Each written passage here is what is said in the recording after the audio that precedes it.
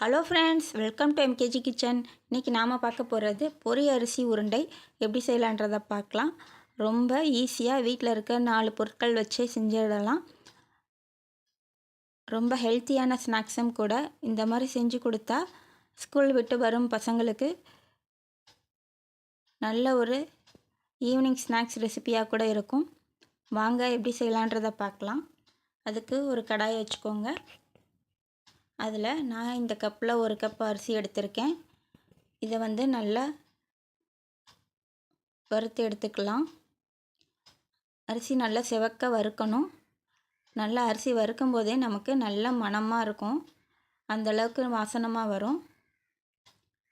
பாருங்கள், எல்லா அரிசியும் நல்லா செவக்க வறுத்துருச்சு. லோ ஃப்ளேம்லேயே வச்சு வறுத்து எடுங்க.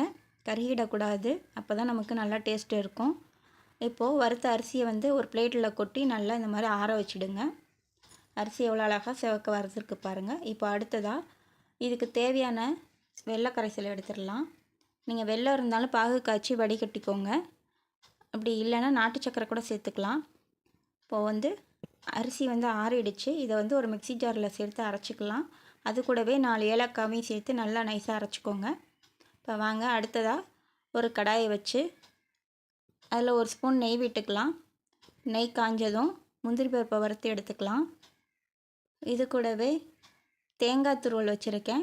இதையும் ஒரு 3 ஸ்பூன் தேங்காய் துருவல் சேர்த்துக்கலாம். இது எல்லாத்தையும் நெய்யில் அப்படியே நல்லா வறுத்தோம்னா நல்லா வறுபடும் போதே நல்ல வாசனை வரும். அந்தளவுக்கு மணக்க இருக்கும். இப்போ நாம் அரைச்சி வச்ச அரிசியையும் இது கூட சேர்த்துக்கலாம். இதையும் ஒரு வறுத்துட்டு இது கூட நாம் எடுத்து வச்ச வெள்ளை கரைசலை சேர்த்துக்கலாம். வெள்ளை கரைசல் சேர்த்ததுக்கப்புறமா இதுக்கு தேவையான அளவு தண்ணி சேர்த்துக்கோங்க. ஏன்னா அரிசி நல்லா ஊறி வெந்து வரும்போது நல்லா நிறைய இழுக்கும். அந்தளவுக்கு தண்ணி ஊற்றணும். அப்போ தான் நல்லாயிருக்கும் நமக்கு சாப்பிட்றதுக்கு. லட்டு நல்லா சாஃப்டாக வரும். இப்போ நாம் ஊற்றின அளவு பாருங்கள், தண்ணி எல்லாமே நல்லா வற்றிடுச்சு. அந்தளவுக்கு தண்ணி அரிசி நல்லா எல்லாத்தையும் இழுத்துடுச்சு. நல்லா அரிசியும் வெந்து வந்திருக்கு பாருங்கள். இந்த ஸ்டேஜில் நீங்கள் இனிப்பு தேவைன்னா செக் பண்ணி பார்த்துட்டு சேர்த்துக்கோங்க. இப்போ இது கூட கொஞ்சமாக இன்னும் நெய் விட்டுக்கலாம். இந்த சூட்லேயே நெய் நல்லா கரைஞ்சிருச்சு பாருங்கள். இப்போது இந்த ஸ்டேஜ் வந்தோடனே ஸ்டவ் ஆஃப் பண்ணிவிடுங்க. இப்போ லைட்டாக ஆறட்டும். நல்லா கை சூடு பொறுக்கிற அளவுக்கு எடுத்துக்கோங்க. பாருங்கள், இப்போது சின்ன சின்ன உருண்டைகளாக எடுத்து இந்த மாதிரி உருண்டை பிடிச்சி எடுத்து வச்சுக்கோங்க.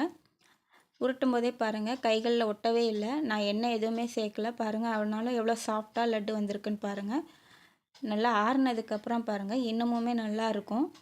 சாப்பிடும்போது அவ்வளோ டேஸ்ட்டாக இருக்கும். நல்ல ஒரு ஹெல்த்தியான ரெசிபி. இந்த மாதிரி செஞ்சு கொடுங்க.